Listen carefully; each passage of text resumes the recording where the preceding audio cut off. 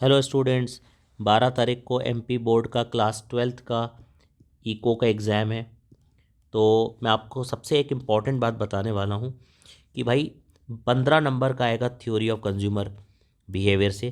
तो आज मैं आपको जो क्वेश्चंस बताने वाला हूँ इसको अच्छे से देख लीजिए। पूरे इकोनॉमिक्स के पेपर में सबसे ज़्यादा वेटेज 15 नंबर का अगर कोई है तो वो थ्योरी ऑफ कंज्यूमर बिहेवियर का है। इसके मैंने बहुत सारे इंपॉर्टेंट क्वेश्चन आप लोग के लिए बनाए हैं, जिसमें आपके मल्टीपल चॉइस क्वेश्चन है, शॉर्ट आंसर भी है, लॉन्ग आंसर भी है, ट्रू फॉल्स भी है, सब कुछ है। चलिए बिना देरी किए शुरू करते हैं। Utility in economics means, answer है want satisfying power of commodity. ये मैंने लिख के रखा है। In economics utility has been divided into two category, total utility and marginal utility. Slope of budget line is -P1/P2, याद रखेंगे। बहुत सारे लोग ये आंसर टिक लगा गए थे पिछले साल। When total utilities are fixed and marginal utility are zero, which of the following is an example of complementary goods. Tea and coffee substitute, जो सब्सटीट्यूट गुड्स है, ये भी सब्सटीट्यूट है। राइस एंड व्हीट भी सब्सटीट्यूट। आंसर है none of them, none of these.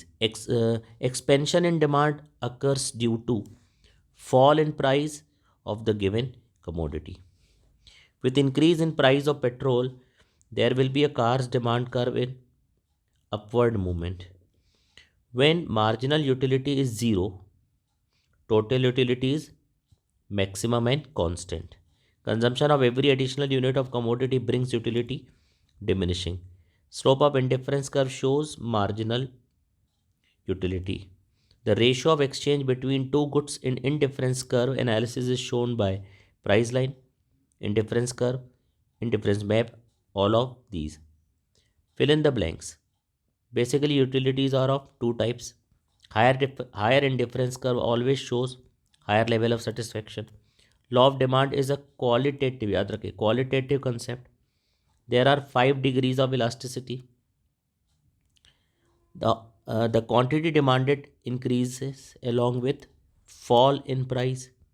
Utility is psychological concept which can only be measured by unit or money. There is inverse relation between price and quantity demanded. True false. Two indifference curve never two indifference curve intersect each other. False. Elasticity of demand is an unrealistic concept. False. Law of demand is applicable on given goods. False. Utility is personal. True.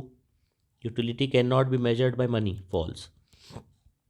Match the following. Market demand refers to demand for one commodity. Relationship of demand for a commodity. Law of demand. Substitute goods. Tea and coffee. Complementary goods. Car and petrol. Inferior goods. Core cereals. अब theory questions. Theory questions.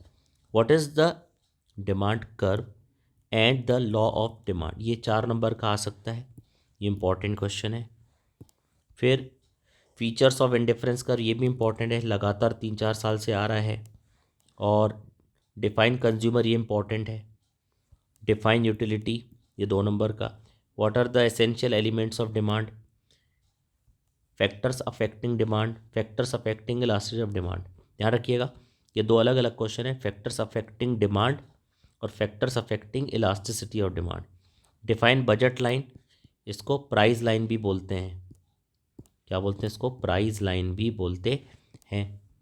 What is the law of diminishing marginal utility, बड़ा important question है। Exceptions, ये भी देख सकते हैं। Law of demand, what do you mean by normal good, relationship between total utility and marginal utility. What are inferior goods? Give examples. Difference between substitute goods and complementary goods. What is meant by individual demand schedule? What is meant by market demand schedule? And write the assumption of law of demand. ये आप देख लीजिए question, 15 number का इस chapter से आएगा। सबसे ज़्यादा वेटेज है थ्योरी ऑफ कंज्यूमर बिहेवियर का।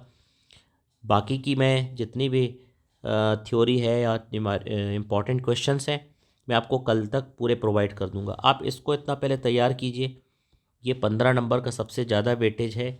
और बाकी के मैंने जो वीडियोस अपलोड किए थे, सैम्पल पेपर और पिछले साल के जो एग्ज़ाम हुए थे वो भी आप चाहें तो प्ले लिस्ट में जाके देख सकते हैं।